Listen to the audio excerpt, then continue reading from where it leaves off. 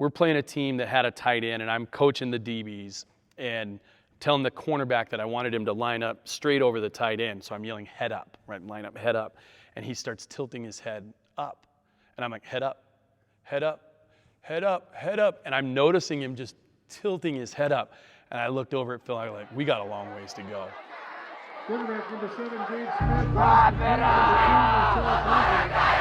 Defense that make big plays, rally to the ball. Let's find a way. Find a way to get the job tonight. You guys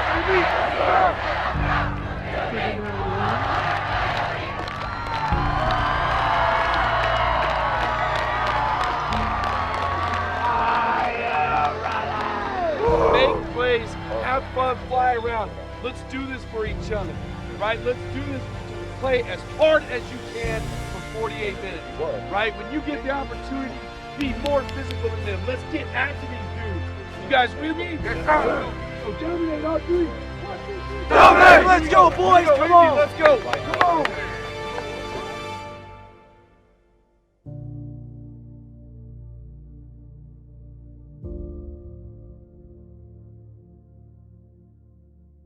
I'm from the area, so I grew up in Louisville and played youth ball in the city, and then went to high school at Centaurus, and it was a tough choice because my dad went to Boulder High, and so I was like, I kind of want to go in my dad's, heritage of going to Boulder High School, and they had a really good team that was my age, and my mom was like, no, you're going to the neighborhood school, you're going to Centaurus, so I ended up at Centaurus.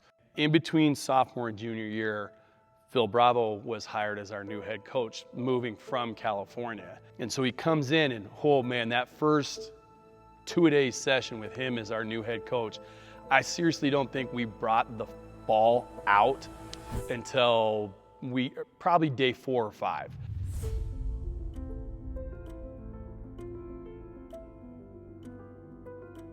We were forged under fire pretty hard, but it changed the culture. He brought in his unique offense, which especially in the early 1990s had never been seen in Colorado. So we were a leg up on a lot of people in that way.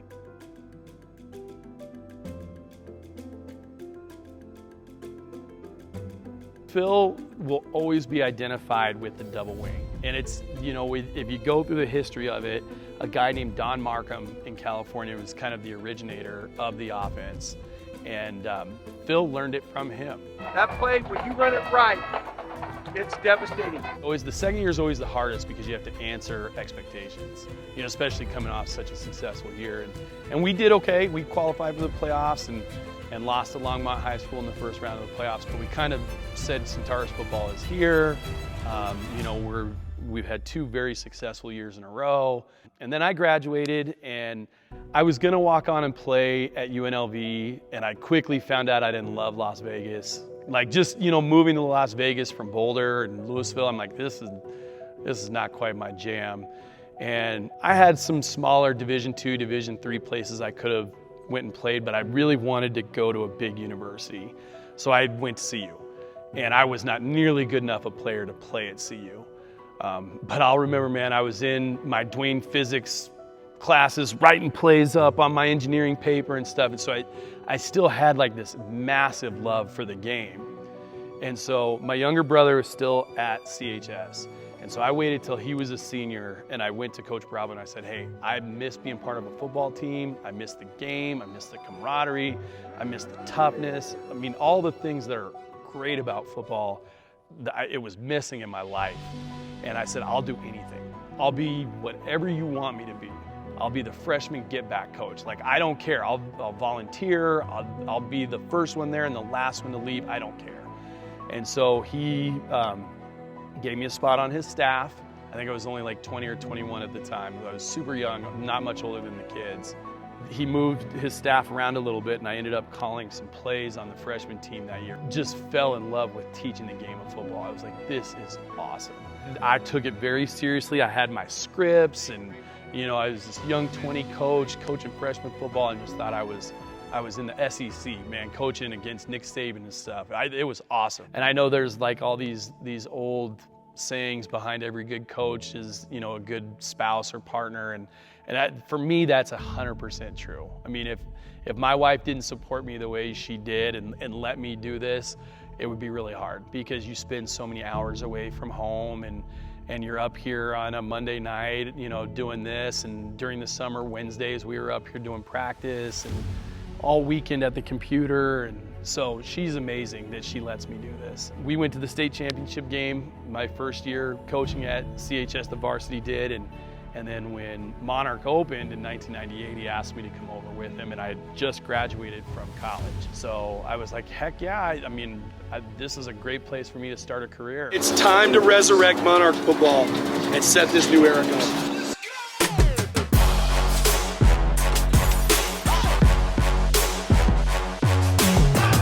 Put in the work.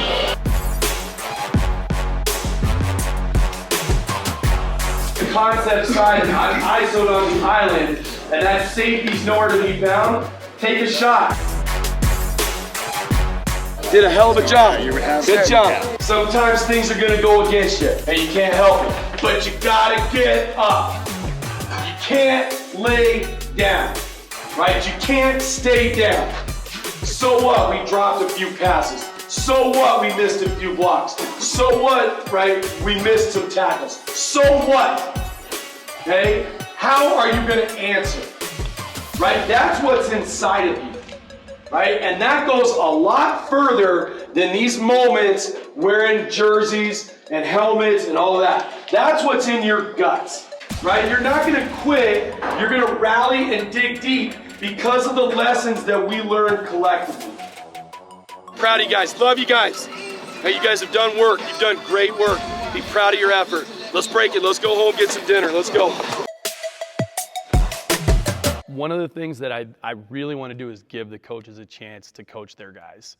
And so we have a staff of 11, me being one of the 11, and I want those guys to feel like they're head coaches of their positions. And I just want to stay out of their way and let them teach the game of football the way that I got to do as well. I mean, they couldn't have got a better coach. A guy who just loves Monarch, loves, you know, the kids and just being a part of it, a community guy. He wants and we want every part of this community to be proud, and it starts really with a football team being kind of the centerpiece, and he knows that, but he doesn't put the football team or himself above anyone else. He wants it to be part of, you know, the tradition here at Monarch. You knew that there was going to be a change, right? AP was going to change the offense. He was going to make it more appealing to kids to actually want to play here, right? Like, we might not have the same size that we've had like when I went to school here, but I mean, we did have way more athletes, and being able to actually utilize those athletes in space and giving them,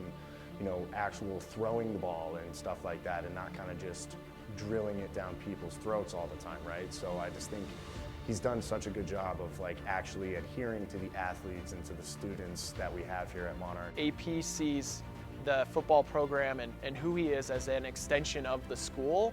I mean, obviously he was here when it first started. He was here right when it opened up and has loved it ever since. And I think that's an ideal guy you want at any level for any sport coach. You want a guy just like AP. I knew what it meant personally and professionally for him, and that to me was just the most amazing thing. He's Monarch through and through. I mean, he bleeds black and gold. He's lived here his whole life. I mean, he wants to see this program succeed, and he knows it's not going to be easy, and all of our coaches know that, but we're going to change it, and it's going to be a beautiful thing. I never set out to be a teacher, but I fell in love with teaching, you know, the game of football, you know, academics in class as well, but just the connection that you make with your players and your students is incredible. So 1998 seems like just a blink of an eye ago, and here we are. To try to be part of his first win and part of him building the culture here as a former player and now as a coach here is the greatest privilege I have.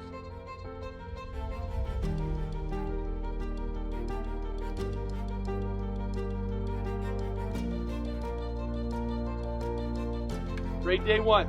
Hey, great day one. We got a lot of good work in here today.